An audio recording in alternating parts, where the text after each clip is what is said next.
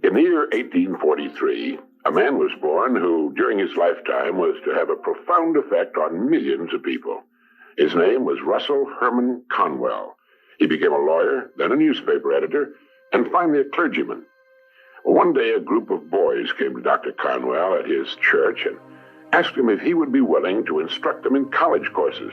They wanted a college education, but lacked the money to pay for it.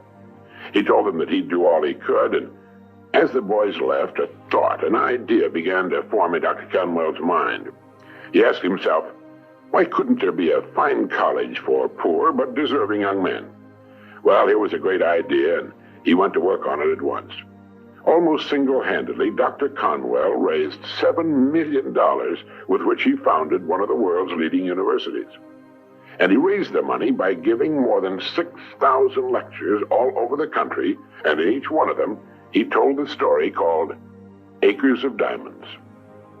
The story was the account of an African farmer who heard tales about other settlers who had made millions by discovering diamond mines. And these tales so excited the farmer that he could hardly wait to sell his farm and search for diamonds himself. So he sold his farm and spent the rest of his life wandering the vast African continent, searching unsuccessfully for the gleaming gems which brought such high prices on the markets of the world. Finally, in a fit of despondency, broke and desperate, as I remember the story, he threw himself into a river and drowned. Now, meanwhile, the man who had bought his farm one day found a large and unusual stone in a stream which cut through the property. And the stone turned out to be a great diamond of enormous value. And he then discovered that the farm was covered with them, and it was to become one of the world's richest diamond mines. The first farmer had owned literally acres of diamonds, but had sold them for practically nothing in order to look for them elsewhere.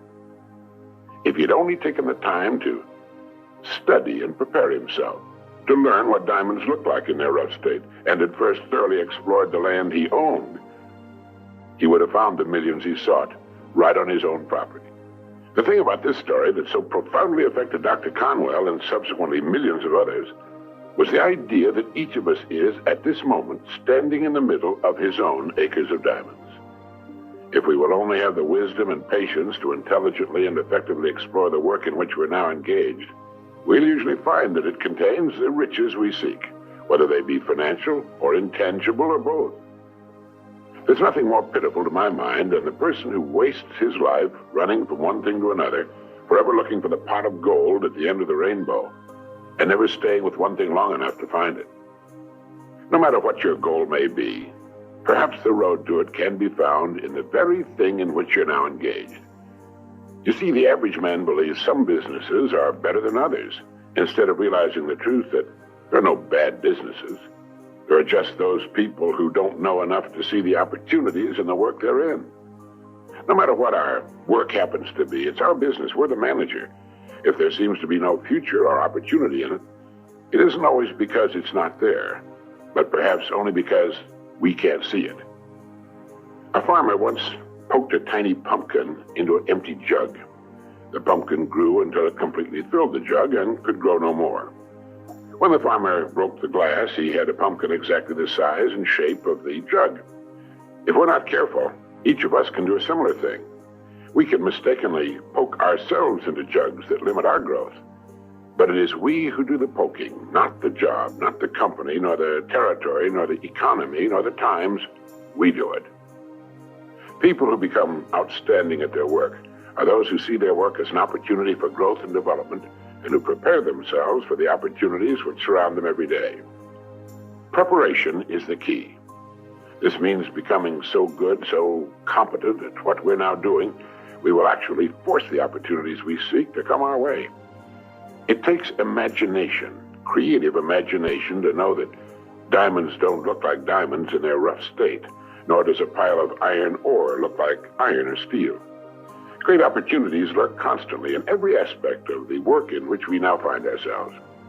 In order to begin prospecting your acres of diamonds, start to develop a faculty called intelligent objectivity, the ability to stand off and look at your job as a stranger might, a stranger who considers your pasture greener than his own. To do this, start at the beginning. Within the framework of what industry or profession does your job fall? You know all you can know about your industry. How did it begin? Why did it begin? Who started it and when? What's your industry's annual dollar volume? How fast has it grown during the past 20 years? What's its projected growth during the next 10 years?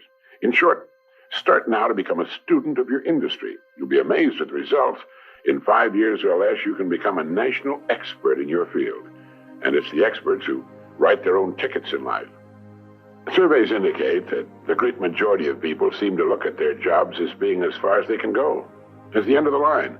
They need to realize how really desperately an expanding and dynamic industry needs and seeks the uncommon person who is prepared to share in its growth, how richly it will reward this person of vision and action.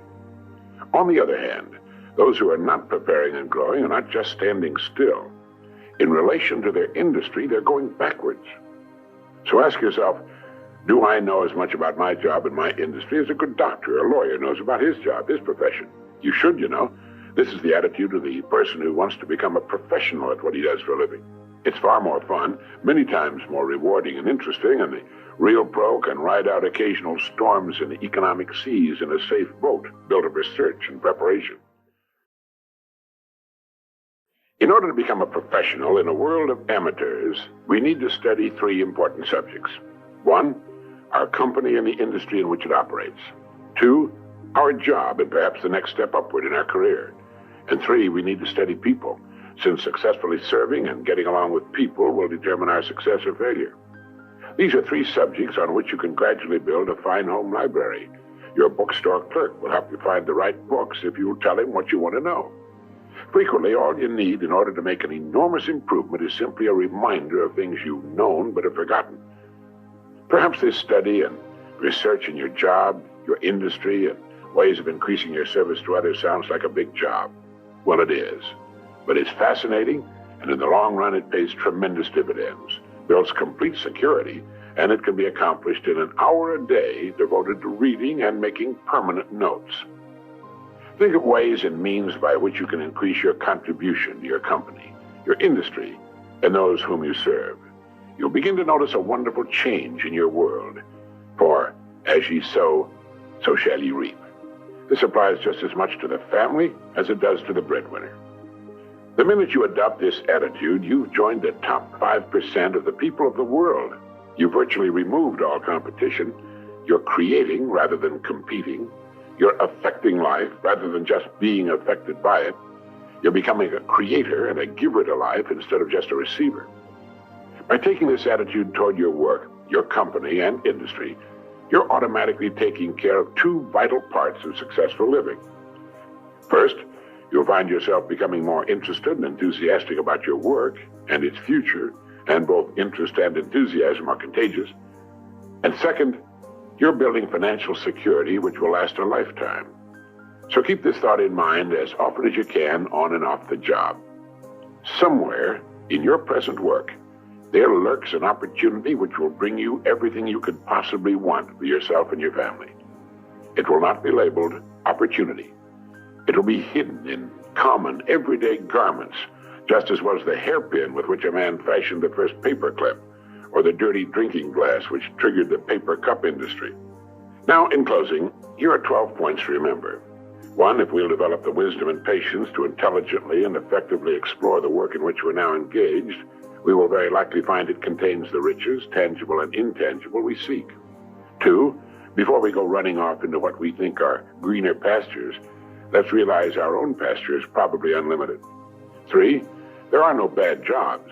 It's the way in which we go about our work that makes it good or bad. 4, let's not poke ourselves into jugs beyond which we cannot grow.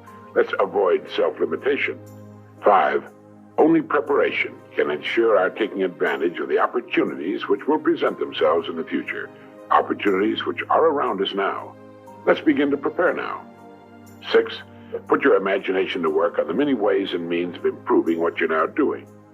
7, learn all you can about your job, your company, and your industry. 8, since there's no limit to the growth of your industry, it must follow there's similarly no limit to your growth potential within that industry. 9, our dynamic and growing economy needs and will well reward the uncommon person who prepares for a place in its growth. 10. Begin to build your library of reference material pertaining to your company, industry, job, and on how to better serve and get along with people. 11. Set aside an hour a day for this study and research. 12. Remember the story of the Acres of Diamonds.